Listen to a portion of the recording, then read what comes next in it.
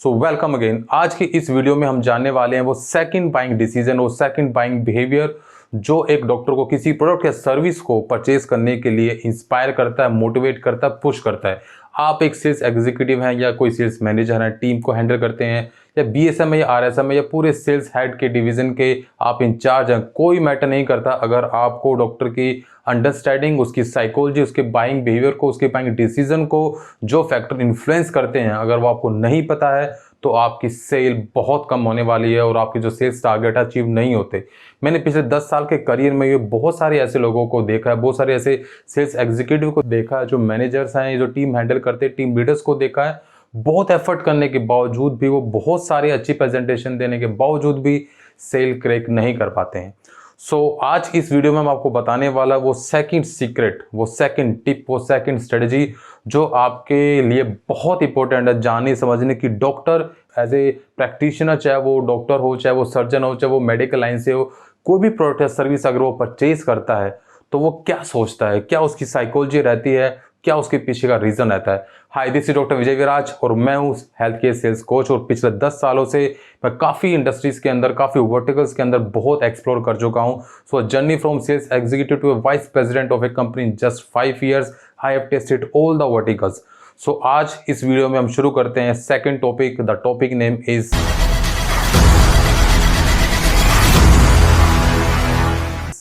Freedom of choice. अगर आपने अभी तक ये चैनल सब्सक्राइब नहीं किया है तो तुरंत कर लो, बेल आइकन दबा लो, क्योंकि हर एक वीडियो आपके सेल्स टारगेट को अचीव कराने के लिए बहुत इंपॉर्टेंट है। अगर आपने एक भी वीडियो मिस करी तो समझो आपने बहुत बड़ी डील मिस कर दी, क्योंकि आपके पूरे के पूरे बिजनेस का, पूरे के पूरे मंथली सेल टारगेट का 1 या 2 बड़ी जो हाई टिकट सेल्स होती हैं वो उसको अचीव कर लेती हैं। अगर वो अचीव करने के लिए आपको प्रॉपर सेल्स एग्जीक्यूटिव नहीं, एक प्रॉपर सेल्स कंसल्टेंट बन के काम करना होता है। और वो सारी वीडियोस, वो सारी लर्निंग मैं आपके साथ इन्हीं प्लेटफॉर्म के माध्यम से शेयर करता हूँ।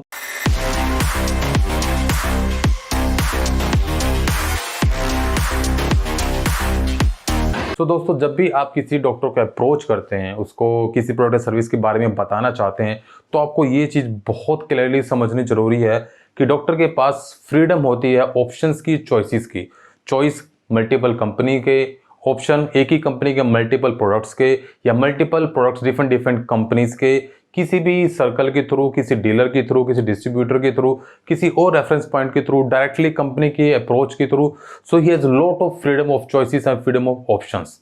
तो आपको ये समझना जरूरी है कि क्या आपकी कंपनी या आपका प्रोडक्ट उस फ्रीडम वाले फैक्टर को सोल्व करता है, क्योंकि फ्रीडम हर किसी का एक फंडामेंटल राइट है। आप भी जब अपने जॉब में होते हैं, जब आपको प्रेशर फील होता है, आपका सेल्स टारगेट अचीव नहीं होता और आपके ऊपर आपका जो हेड है, आपका जो बॉस है, वो आपको प्रेशर डालता है कि सेल करो, टारगेट अचीव करो, अगर टारगेट अचीव नहीं होगा सैलरी बड़ी मुश्किल रहेगी, ये होगा वो होगा, तो बहुत तरह के डर, बहुत तरह के प्रेशर आपको भी फील होते हैं। तो आपका भी मन करता है काश मेरे पास भी बहुत सारे ऑप्शंस होते, क्या मेरे पास अगर 3 नौकरी के ऑफर होते या मेरे पास और अच्छी जॉब का ऑप्शन होता तो मैं भी फ्रीडम फ्री करता। लगता ना ऐसा बहुत बार आपको? तो ऐसा ही डॉक्टर को भी फील होता है जब आपके पास कोई ऑप्शन ना हो और डॉक्टर के पास मल्टीपल ऑप्शन हो कि मेरे पास तो ये कंपनी भी आई थी, मेरे पास तो वो कंपनी भी आती, मेरे पास तो उस कंपनी का भी बंदे आते हैं। तो भाई मुझे तो फ्लेक्सिबिलिटी चाहिए, मुझे तो पेमेंट की फ्लेक्सिबिलिटी चाहिए, मुझे तो 5 साल में नहीं 7 साल में EMI पे करनी है, मुझे 2 साल में, मुझे 3 साल की EMI दो,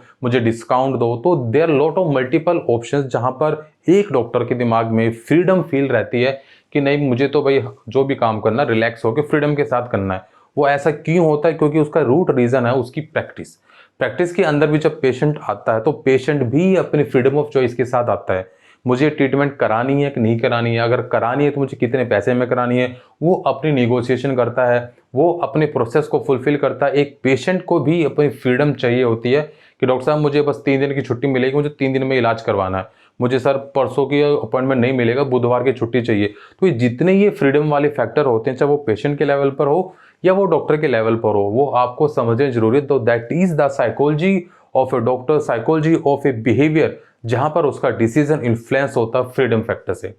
आपको ये समझना जरूरी है कि क्या मेरी कंपनी, क्या मेरे कंपनी का प्रोडक्ट जो मैं उसको सर्विस या प्रोडक्ट पिच करने वाला हूं, क्या उसके अंदर multiple options, multiple choices, multiple flexibility हैं?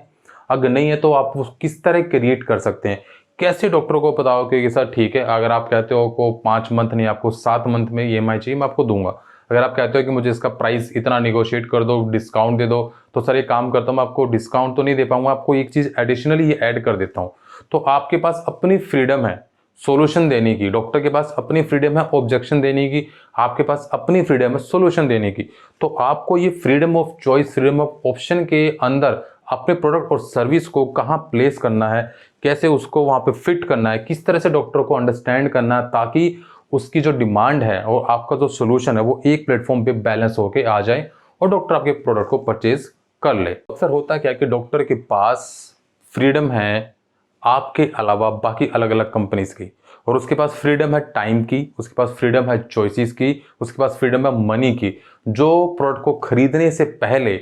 वो उसके पास जो होती है वो आपको देने वाला है। इसका मतलब क्या, बहुत गहरी बात आपको समझना होगा। अगर डॉक्टर आपसे परचेज करता है तो परचेज करने से पहले जो उसके पास टाइम और पैसा है वो उसकी फ्लेक्सिबिलिटी को, उसकी फ्रीडम को खोने वाला है, क्योंकि उसका पैसा उसकी मर्जी से कहीं भी यूज़ हो सकता था। वो किसी कंपनी में यूज़ करता, किसी प्रोडक्ट के अगेंस्ट यूज़ करता, किसी और XYZ काम में यूज़ करता, लेकिन वो आप उस फ्रीडम को आपके साथ शेयर करने वाला है, क्योंकि वो आपसे कुछ ना कुछ परचेज करने वाला, कोई प्रोडक्ट खरीदने वाला है, कोई सर्विस खरीदने वाला है। तो उसका जो फ्रीडम फैक्टर है वो डिस्ट्रीब्यूट हो जाएगा, वो उसके पास से निकल कर आपके पास आने वाला है, क्योंकि वो उसके पास जो अभी तक फ्रीडम है पैसे देने से पहले, जो फ्लेक्सिबिलिटी है, जो चॉइसेस है, वो पैसे देने से पहले है। पर द मोमेंट जब डॉक्टर आपको पेमेंट दे देता है, चेक काट देता है, आपने डील क्रैक कर दी, निगोशिएशन सेट कर दिया और आपने एक प्लेटफॉर्म पर जाकर एक डॉटेड लाइन पर साइन कर दिया कि सर ये आपकी डील है, ये आपका सामान है, इस तारीख को मिलेगा, इस टाइम पर डिलीवर होएगा, ऐसे इंप्लीमेंट होएगा, ऐसे इंस्टॉल होएगा, ये सर्विस इंजीनियर आएगा।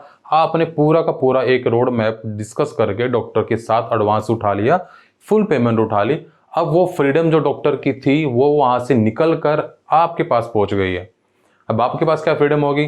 डॉक्टर ने बोला कि मुझे 15 तारीख को सामान चाहिए, आपको पता है कि स्टॉक कम है, 15 को तो पॉसिबिलिटी नहीं है, बट क्योंकि आपके ऊपर भी डंडा आ रखा है, प्रेशर आ रखा है, सेल्स अचीव करनी है, टारगेट अचीव करना है, तो आप कुछ ना कुछ तो नमक मिर्च लगाएंगे, हल्का फुल्का झूठ बोलेंगे और आपने पैसे उठा लिए, क्योंकि आपको पता है कि टरकाया जा सकता है। क्योंकि एक बार अगर डॉक्टर के पैसे आपके पास आ गए, उसकी फ्रीडम हो गई खत्म, अब आपकी फ्रीडम हो गई शुरू।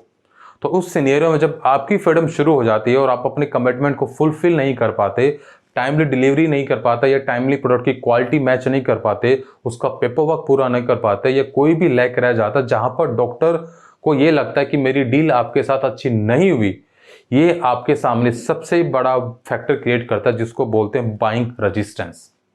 बाइंग रेजिस्टेंस वो एक्सपीरियंस है डॉक्टर का, जो या तो आपकी कंपनी के साथ या आपके साथ या किसी और XYZ कंपनी के साथ किसी डील में किसी प्रोडक्ट या सर्विस को परचेज करने के बाद उसको वो बैड एक्सपीरियंस हुआ, वो नेगेटिव एक्सपीरियंस हुआ, और उसने ये अपनी बुक में लिख लिया कि भाई ये इंडस्ट्री या ये अलग अलग कंपनी डॉक्टर के साथ ऐसा गड़बड़ करती हैं, उनको कमिटमेंट फुलफिल नहीं करते हैं, उनके प्रोडक्ट और सर्विस के साथ खिलवाड़ होता है और उनकी जो फ्रीडम है वो रूइन हो जाती है। जब आपकी फ्रीडम को कोई कैद कर ले, आपकी इच्छाओं को, आपकी ऑप्शंस को कोई स्क्वीज कर ले, तो वैसा ही बुरा आपको भी लगेगा, तो वैसा ही बुरा डॉक्टर को भी लगता है। सो उस सिनेरियो में पेमेंट देने से पहले की जो फ्रीडम है और पेमेंट देने के बाद की जो फ्रीडम है, दोनों में जमीन आसमान का फर्क आ जाता है, और उस फैक्टर की वजह से वो बाइंग रजिस्टर आपके सामने ही एक पत्थर की लकीर हो जाती है, जिसको मिटा पाना बहुत मुश्किल होता है। क्योंकि अगर एक बार डॉक्टर ने किसी तरह से ये एक्सेप्ट कर लिया कि वो जिंदगी में आपके साथ कोई डील नहीं करेगा, चाहे उसको 10 रुपये महंगी किसी और कंपनी से करनी पड़े, तो वो समझ लो कि वो कस्टमर आपके लिए परमानेंटली डिलीट हो गया है, और शिफ्ट डिलीट का बटन आपने दबा दिया, उसको वापस रिस्टोर करना इम्पॉसिबल है। सो आपको ये समझना चाहिए कि जो फ्रीडम ऑफ चॉइस है, फ्रीडम जो ऑप्शन है, वो दोनों डॉक्टर के लिए और आपके लिए सेम एप्लीकेबल हो। आप जब डील करें डॉक्टर के साथ तो ये कंफर्म करें, ये कमिटमेंट अश्योर करें। अगर आपने बोला कि मैं ये डिलीवरी, ये प्रोडक्ट, ये क्वालिटी, ये प्राइस, ये स्पेशल ऑफर आपको दे रहा हूं, तो उसमें कोई फेरबदल ना हो, क्योंकि एक बार वो फ्रीडम अगर आपके पास आई और आप फ्रीडम को गलत यूज कर पाए और अपना कमिटमेंट फुलफिल नहीं कर पाए, तो वो जो बाइंग रजिस्टर का फैक्टर है वो पूरी पूरी पूरी लाइफ जब तक आप उस कंपनी में रहने वाले हैं आपको परेशान करने वाला है, और इस वजह से डॉक्टर के साथ आपकी डील जो है वो खराब हो जाती है और आपकी सेल्स टारगेट अचीव होने में परेशानी होती है।